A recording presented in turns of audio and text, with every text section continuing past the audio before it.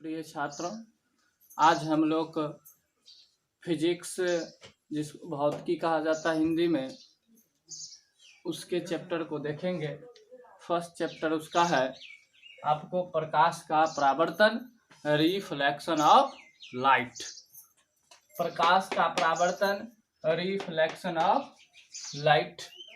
Reflection of light, प्रकाश का परावर्तन। उससे पहले हम प्रकाश के कुछ विभिन्न पहलुओं को समझेंगे। प्रकाश क्या है, किसी वस्तु को हम कैसे देख पाते हैं, तो समझे। सबसे पहले हम किसी वस्तु को कैसे देखते हैं। तो किसी वस्तु को देखने के लिए हमें किस चीज की जरूरत होती है? आंख की जरूरत होती है। किसकी? आंख की। लेकिन आंख के अलावा हमें किसी और चीज की भी जरूरत होती है। हम अंधेरे में किसी वस्तु को वैसे आंख रहते हुए भी नहीं देख सकते हैं। तो हमें किसी वस्तु को देखने के लिए प्रकाश की जरूरत होती है। किसकी जरूरत होती है? प्रकाश की जरूरत होती है। अतः हम कह सकते हैं प्रकाश वह कारक या माध्यम है जिसकी सहायता से हम वस्तुओं को देखते हैं। तो चलिए इनसे संबंधित विभिन्न पहलुओं को हम लोग समझें।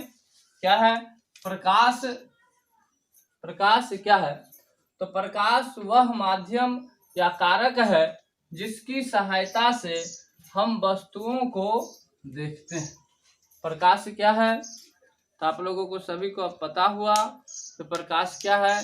किसी भी वस्तु को हम अंधेरे में नहीं देख सकते, आंख रहते हुए भी, यानी उनके विभिन्न स्रोतों का हमें उपयोग करना पड़ता है।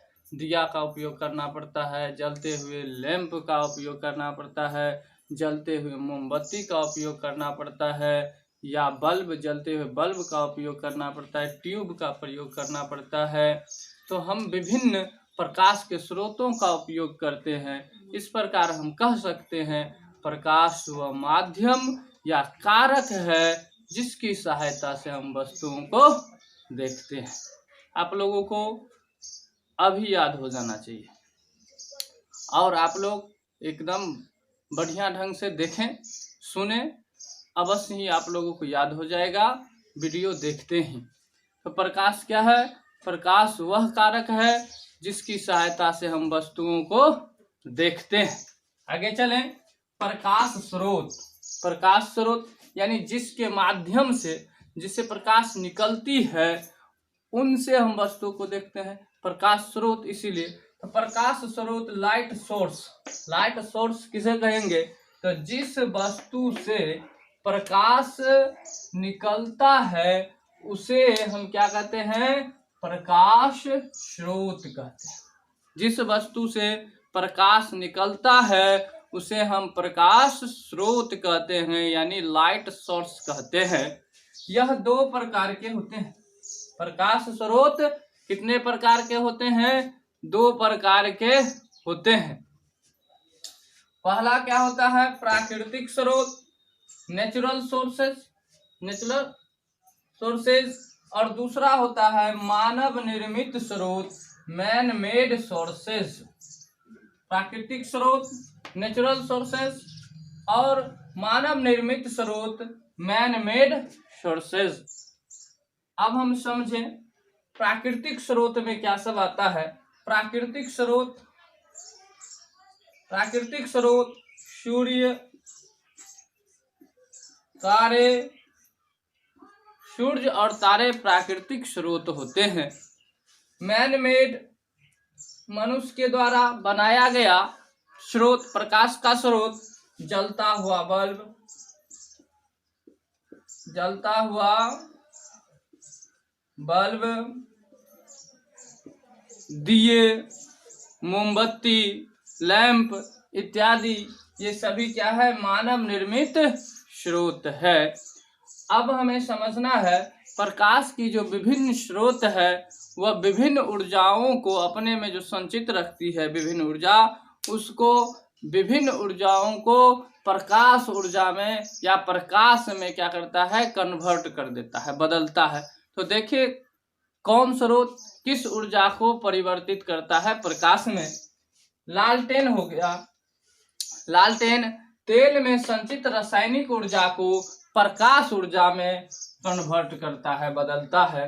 लालटेन के जो तेल होते हैं दिए बाती में, उस तेल में संचित रासायनिक ऊर्जा को वो क्या करते हैं, प्रकाश में बदल देता है। लैंप भी तेल में संचित रासायनिक ऊर्जा को प्रकाश में बदल देता है। दिया भी उसी प्रकार तेल में संचित रासायनिक ऊर्जा को प्रकाश में बदल देता है। बिजली का बल्ब विद्युत ऊर्जा को, बिजली का जो बल्ब होता है वो विद्युत ऊर्जा को प्रकाश में बदलता है। टॉर्च उसी प्रकार विद्युत ऊर्जा को प्रकाश में बदलता है। ट्यूब भी उसी प्रकार, जिसको ट्यूब लाइट कहा जाता है, उसी प्रकार ट्यूब भी विद्युत ऊर्जा को प्रकाश में बदलता है।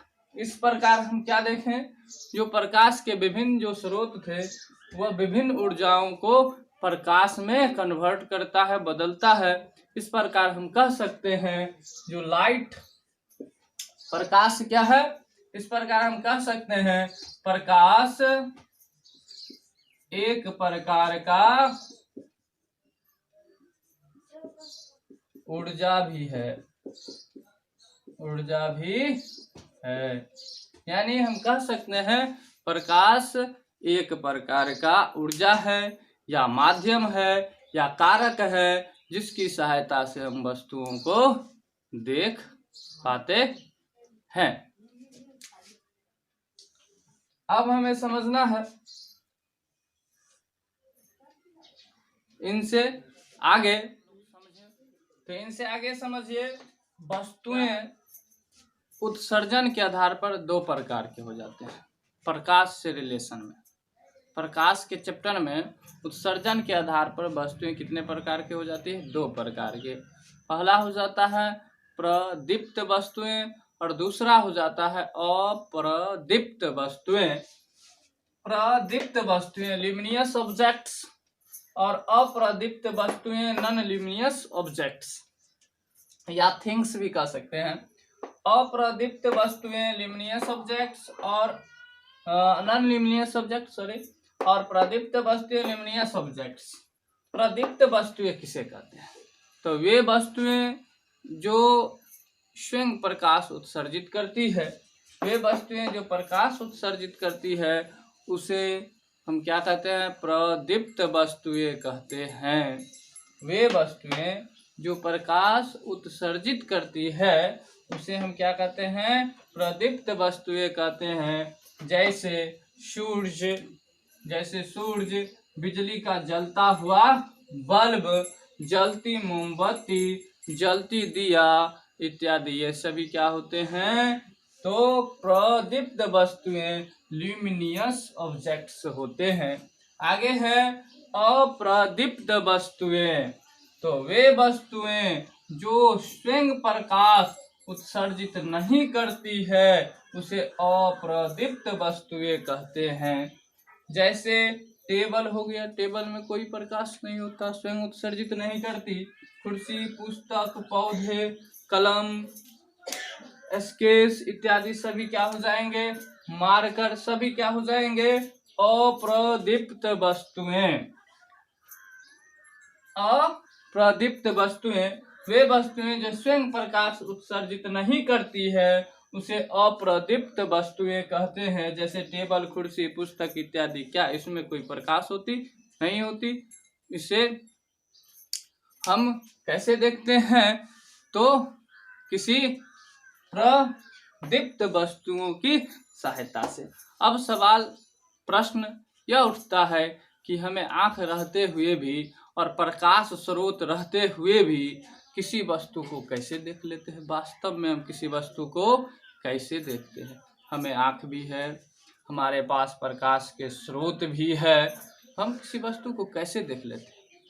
क्या प्रकाश के स्रोत रहते हुए और हमें किसी वस्तु को कैसे देखेंगे, प्रकाश स्रोत है भी उसके बावजूद भी हम किसी वस्तु को कैसे देखेंगे। वास्तव में हम किसी वस्तु को कैसे देखते हैं, तो जब क्या होता है, प्रदीप्त वस्तुओं का प्रकाश अप्रदीप्त वस्तुओं पर पड़ता है।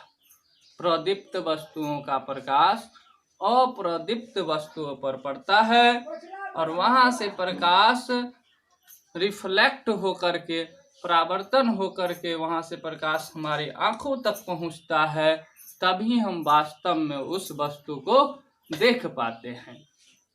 यदि हम एक उदाहरण ले, टॉर्च ले लें और अपनी आंखों पर ही टॉर्च जला लें, अपनी आंखों पर ही टॉर्च जला लें, किसी वस्तु पर हम वह टॉर्च न जलाएं, तो क्या होगा?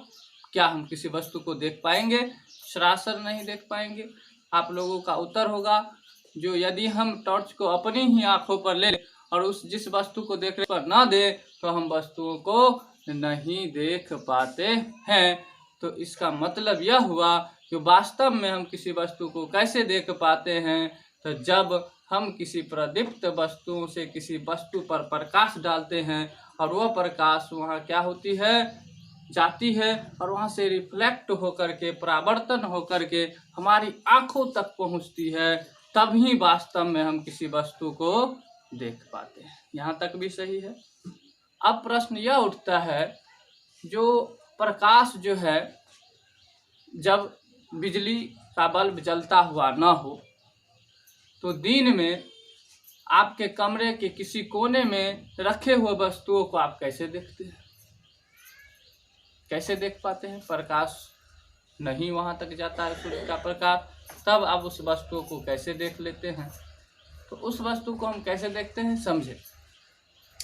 तो जब सूर्य की प्रकाश हमारी पृथ्वियों तक आती है तो हमारे क्षोभ मंडल में उपस्थित धूल कणों पर यह पड़ता है, हमारे वातावरण में उपस्थित धूल कणों पर पड़ता है और वह धूल कण क्या करता है, प्रकाश के उस अंश को अपने में अवशोषित कर लेती है और फिर उसे चारों ओर फैला देती है और चारों ओर फैलाकर सभी दिशाओं में विकृत कर देता है, जिसके कारण प्रकाश सभी जगह उपस्थित हो जाते हैं। इन प्रक्रियाओं के द्वारा हम प्रकाश को देख पाते हैं। तो चलिए उन प्रक्रियाओं को क्या कहा जाता है, प्रकीर्णन कहा जाता है। तो समझे प्रकीर्णन किसे कहते हैं।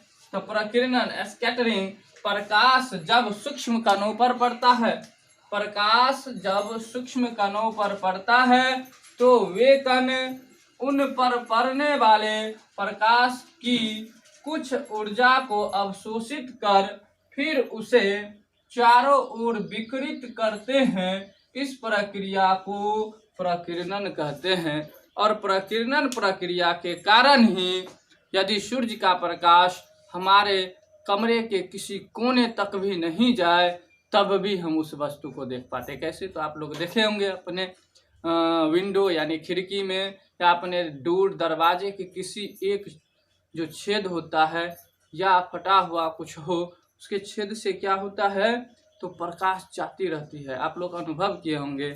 और धूल कणों में लगेगा प्रकाश की कुछ कण उड़ता हुआ जा रहा है। तो वही जो प्रक्रिया होता है वही प्रकीर्णन प्रक्रिया होती है। तो आप लोग प्रकीर्णन तक समझ गए। अब आप लोग आगे देखें क्या होती है प्रक्रियाएं। रे के बारे में समझना है, प्रकाश की किरण के बारे में समझना है। तो देखें, आप जलते हुए मोमबत्ती को देखते हैं, जलते हुए बल्ब को देखते हैं तो क्या अनुभव करते हैं। तो जलते हुए मोमबत्ती में देखें,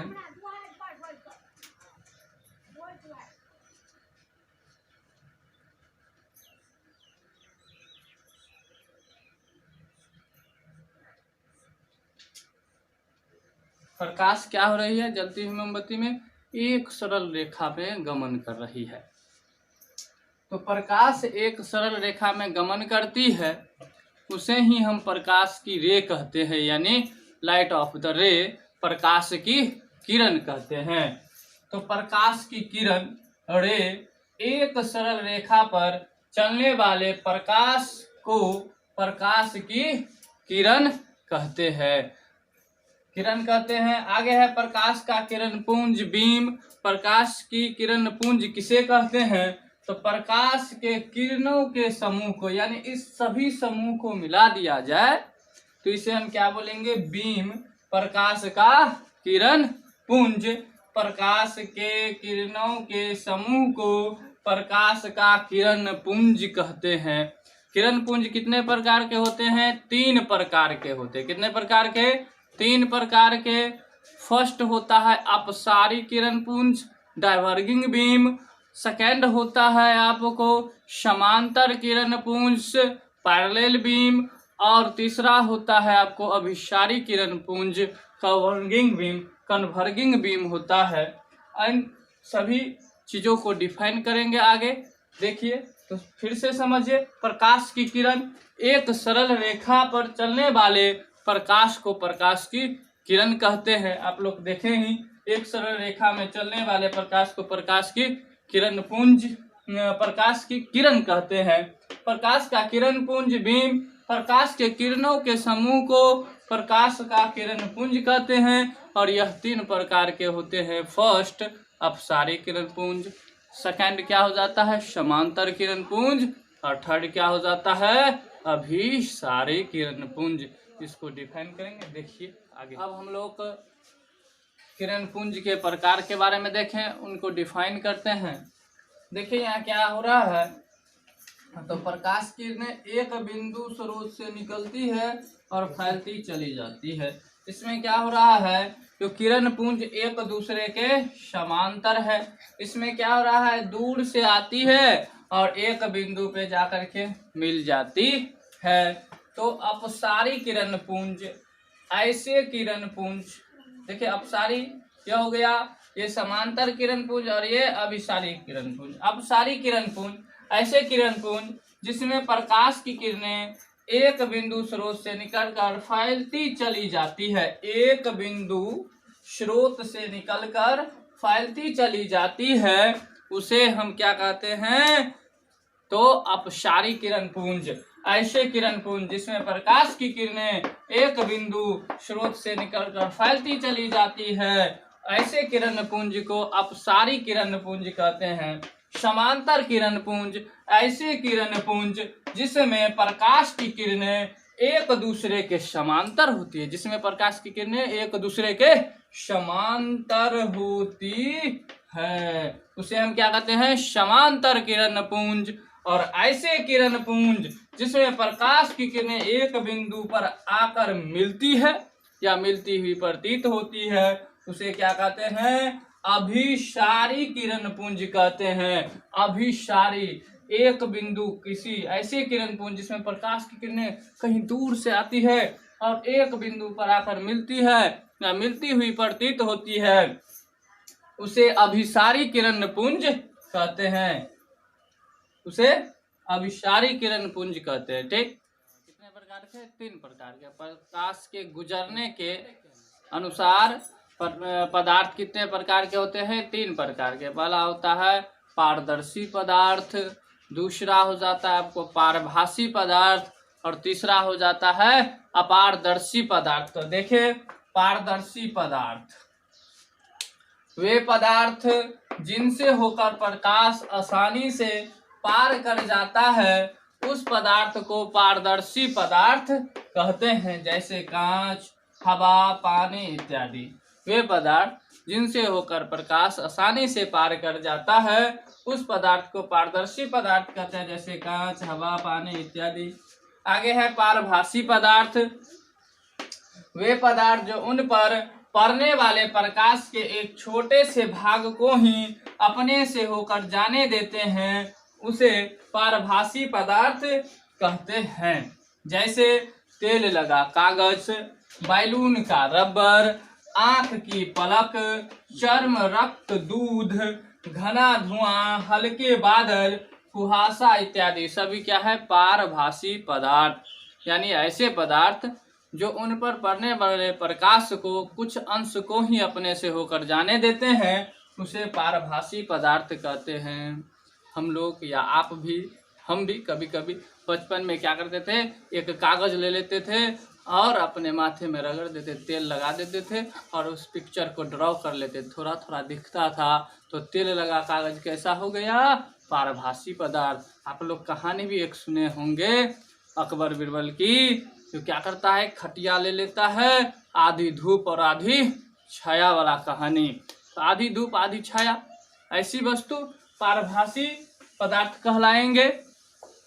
तो वे पदार्थ जो उन पर पड़ने वाले प्रकाश के एक छोटे से भाग को ही अपने से होकर जाने देते हैं उसे पारभासी पदार्थ कहते हैं। जैसे तेल लगा, कागज, बैलून का, रबर हो गया, आंख की पलक हो गई, हमारी चमड़ा हो गई, रक्त हो गया, दूध हो गया, सभी क्या हो जाएगा?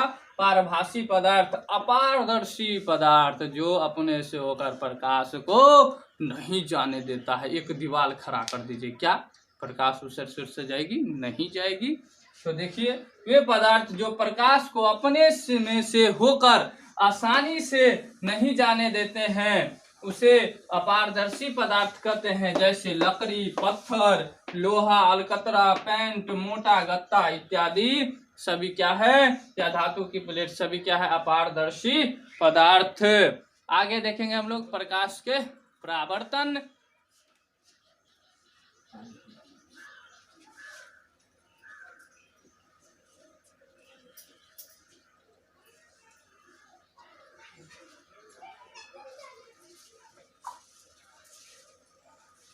तो हम लोग प्रकाश के परावर्तन,